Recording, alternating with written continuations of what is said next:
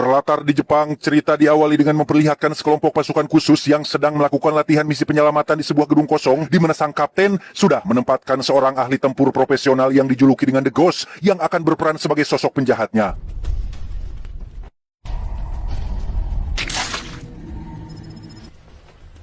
Dan ya, kapten pun terkejut saat mendapati jika ada orang lain yang ikut nimbrung dalam latihan ini. Entah siapa sosok misterius ini, tapi The Ghost yang digadang-gadang ahli tempur pun terlihat sudah tumbang bersimbah darah, termasuk seluruh anggota pasukan yang tiwas satu persatu.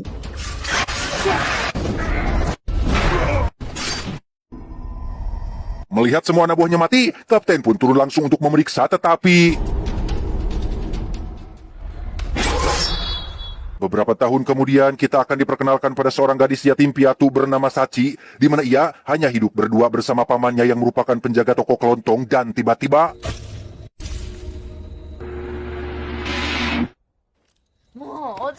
ya, dia bernama Toshiro, bukan paman aslinya tapi lebih kepada seseorang pria penyendiri yang peduli pada Sachi dan memutuskan untuk merawatnya. Toshiro pun mengajak Sachi ke sebuah warung makan yang memang biasa mereka datangi hanya untuk sekedar makan malam dan menonton acara TV kesukaan Sachi.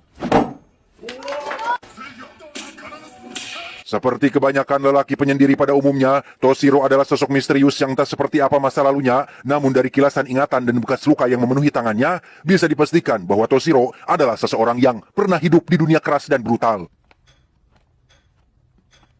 Susah molor, Toshiro pun pergi ke toko untuk sekedar melayani beberapa pelanggan yang datang malam hari, di mana saat ia sedang memanaskan sosis dan ubi cilembu, Toshiro kembali dihinggapi ingatan-ingatan buruk akan masa lalunya, hingga menunjukkan sikap aneh yang membuat si pembeli sedikit hariwang.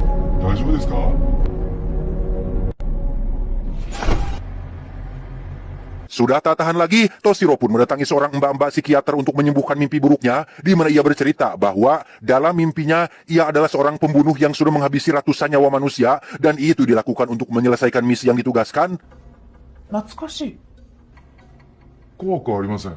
Entah itu hanya sekedar mimpi atau memang Toshiro sedang menceritakan masa lalu aslinya, mbak psikiater pun membuat semacam simulasi untuk tujuan terapi. Beliau meminta Toshiro untuk percaya bahwa ia sedang memegang sebuah pistol, tapi tebak apa reaksi Toshiro? Sepulangnya dari mbak psikiater, Toshiro pun kembali ke toko untuk bekerja. Secara kebetulan, ia mendapatkan pelanggan yang merupakan pasangan tukang todong yang disinilah menariknya sosok si Toshiro ini. Ia dengan santainya memberikan semua uang yang ada di mesin kasir tanpa melakukan perlawanan sedikit pun.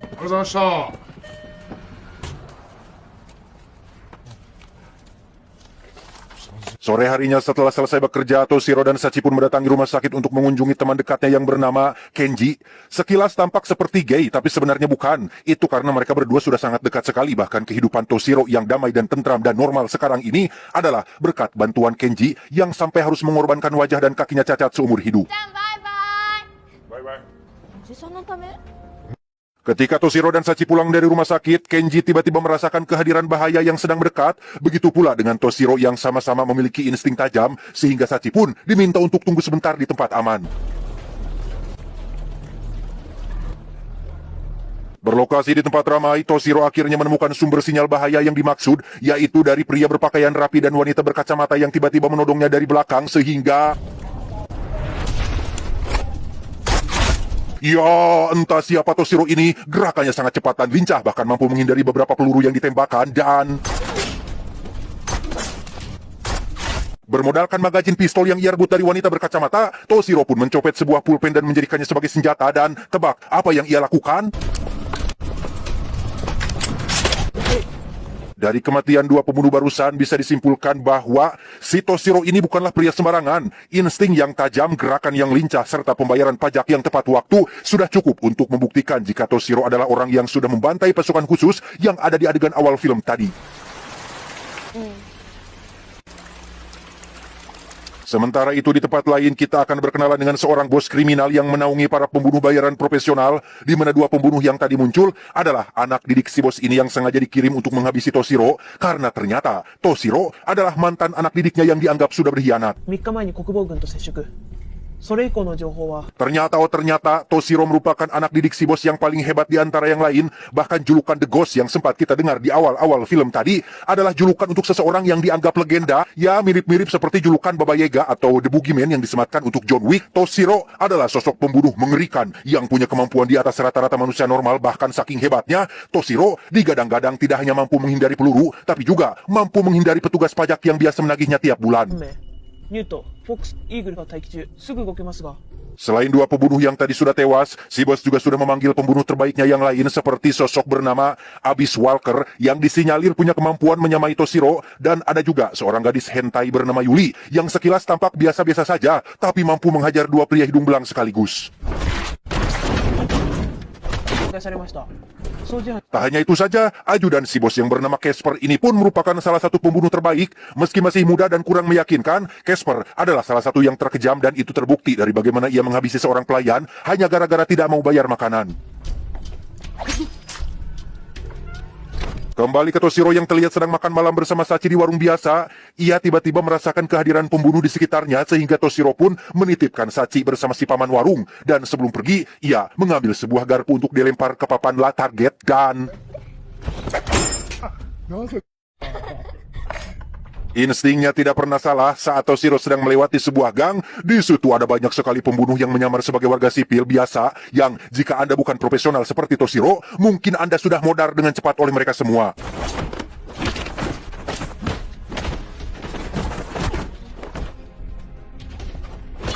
Sesampainya di toko, Toshiro dengan cepat mengambil beberapa benda tajam seperti pulpen, sumpit, gunting, kerokan baok, dan sebagainya, sehingga ketika para pembunuh lain datang, ia sudah siap untuk menghadapi mereka semua dan...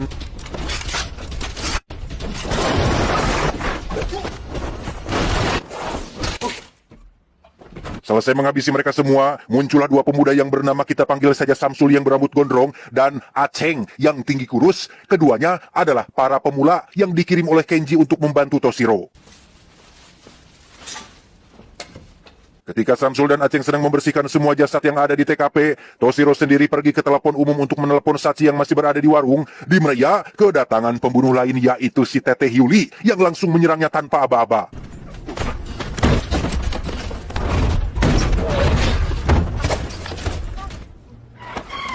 Dan ya, dikira akan berlangsung lama, Yuli jelas bukan tandingan seorang Toshiro. Selesai dengan itu, Toshiro pun pergi menemui Kenji di rumah sakit untuk memberitahu bahwa mantan bos mereka sudah mengetahui keberadaannya, sehingga tak ada pilihan lain. Toshiro akan membereskan masalah ini sampai ke akarnya. Toshiro-san. Mendengar Toshiro akan menghadapi si bos, Kenji pun mohon agar ia bisa diajak ikut dalam misi ini. Namun melihat kondisinya yang seperti itu, Toshiro pun pikir-pikir lagi karena boro-boro menghadapi si bos dan pasukannya untuk mandi pakai gayung saja, Kenji tidak bisa melakukannya sendiri. Beralih ke Samsul dan Aceng yang sedang menunggu kedatangan Toshiro. Di situ Samsul menceritakan sedikit tentang alasan kenapa si bos mengincar sosok Toshiro, bahwa si bos diketahui merupakan pimpinan kriminal internasional yang sering menculik anak-anak di bawah umur untuk dicuci otaknya. Anak-anak tersebut nantinya akan dididik dan dijadikan sebagai mesin pembunuh yang disewakan pada para klien. Sampai suatu hari, Toshiro mendapati Sachi sebagai salah satu korban penculikan dan entah apa yang menggerakkan hati nuraninya, Toshiro tiba-tiba saja membelot dan membawa Sachi kabur dari organisasi tersebut.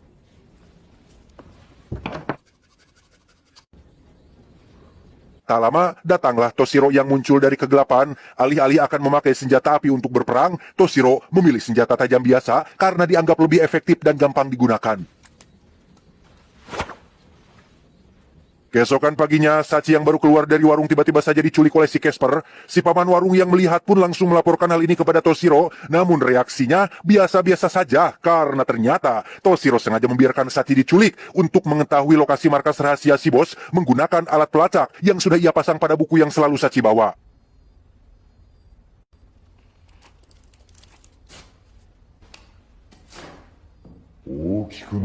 Berlokasi di sebuah bangunan tua yang berada di atas bukit, Toshiro, Samsul, dan Aceng pun melakukan rapat kecil-kecilan untuk membahas terkait cara masuk mereka ke dalam bangunan. Terdapat sekitar kurang lebih 200 tentara atau agen terlatih yang menjaga tempat ini, sehingga membuat Aceng sedikit merasa ragu dan takut.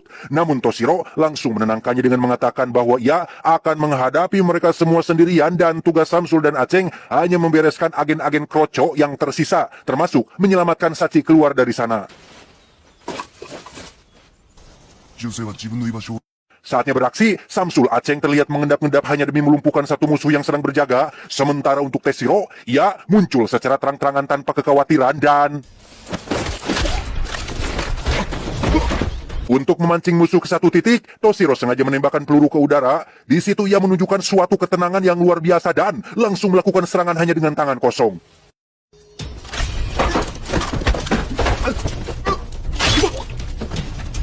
Memanfaatkan banyak pohon besar yang ada di hutan, Toshiro menjadikan itu sebagai tempat sembunyi sehingga...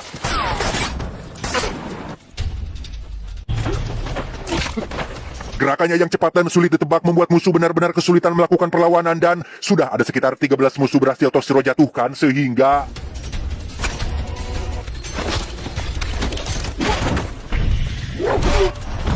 Dan ya, alasan kenapa tendangan Toshiro sangat mematikan adalah karena di betisnya sudah diletakkan sebuah skop portable yang bisa ia bawa kemana saja. Menggunakan alat yang tidak biasa, Toshiro hanya mengandalkan skop tersebut sebagai senjata, tapi hasilnya...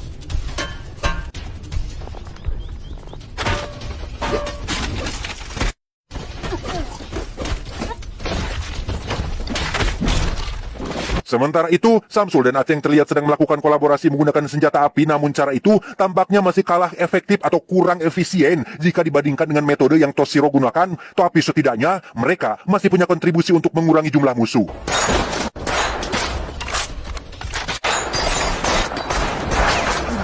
Tak bisa terus kolab, Samsul dan Aceng pun berpencar ke arah yang berbeda, di mana saat Samsul berhadapan dengan musuh kroco, Aceng yang paling pemula justru harus menghadapi sosok Esper yang sangat kejam dan brutal sehingga...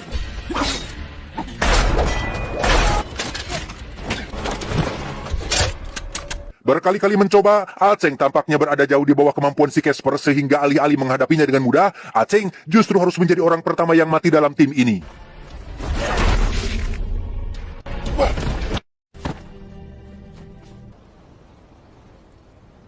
Kembali ke Toshiro yang sedang diincar oleh penembak jitu. Di sini kita akan melihat lagi kemampuan Toshiro yang mampu menghindari sebuah peluru dan...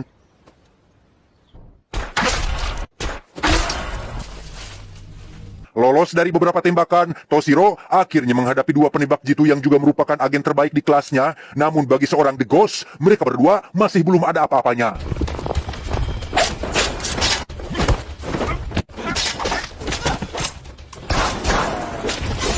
Selesai dengan dua agen yang katanya terbaik di kelasnya, kini Toshiro akan menghadapi Casper yang sudah lama punya ambisi untuk bisa menghadapi Toshiro sang legenda. Menyadari lawannya masih bocil, Toshiro pun membuang skop pamungkasnya dan hanya melakukan gerakan sederhana untuk bisa mengalahkannya.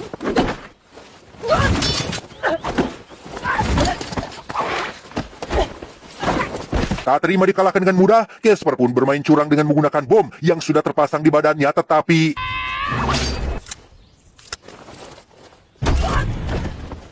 Seusainya membuat Casper tak sadarkan diri, Toshiro pun bertemu dengan Samsul yang disuruh untuk masuk ke markas duluan karena instingnya mengatakan bahwa ada satu peleton yang baru saja dikirim dan benar saja, mungkin ada sekitar 50 tentara dikirim khusus untuknya sehingga demi menghemat waktu, Toshiro pun beralih ke alat yang lebih tajam, yaitu...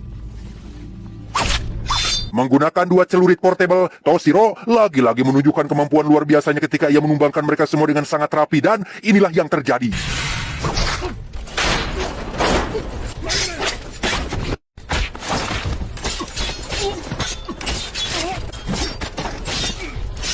Selesai dengan gelombang pertama, Toshiro pun menaikkan intensitas pertarungan dengan akan menggunakan senjata andalannya, yaitu pisau kerambit, sehingga...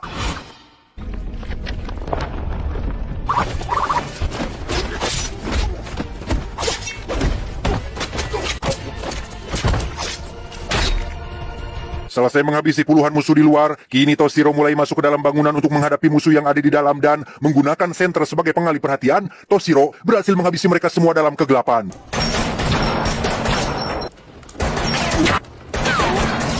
Seketemunya ia dengan Samsul, Toshiro kembali menunjukkan keahliannya menghindari peluru, tapi kali ini dari jarak yang sangat dekat sekali dan seperti inilah aksinya.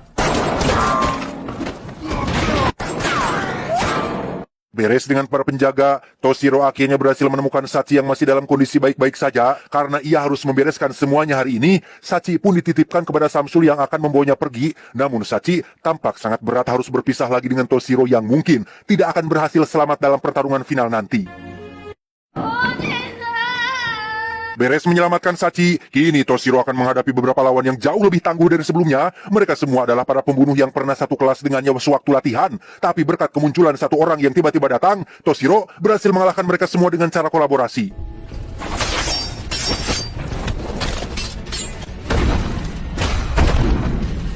Dan ya, inilah Abyss Walker, sosok yang digadang-gadang setara dengan Toshiro. Tak belajar dari pengalaman, Abyss Walker mencoba menembak Toshiro dari kejauhan, tetapi menyadari Toshiro tidak bisa diserang dengan cara terang-terangan, Abyss Walker pun memancingnya ke dalam permainan ucing sumput yang cukup meliarkan dan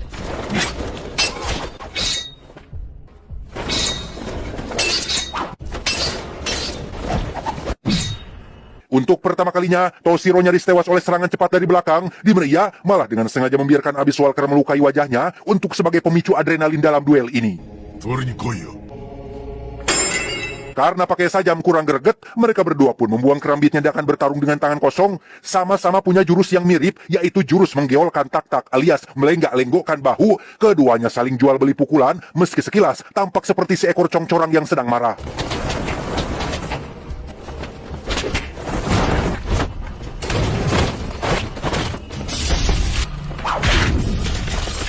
Untuk pertama kali lagi, Toshiro terkena bogeman mentah gara-gara lampu senter yang Abyss Walker gunakan. Namun itu sama sekali tidak membuatnya terpuruk. Yang ada justru ia semakin bersemangat sampai-sampai melepaskan bogeman serius yang membuat Abyss Walker terpental dengan sangat keras.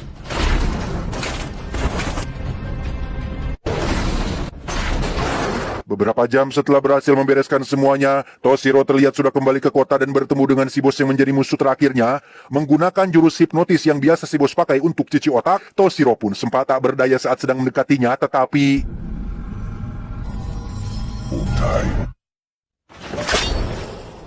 si bos akhirnya tewas, begitu pula dengan Toshiro yang terlihat tumbang setelah terkena pisau barusan. Namun, beberapa hari kemudian ketika Samsul dan Sachi sedang bermain di pantai, di situ masih ada Toshiro yang memantau dari kejauhan sehingga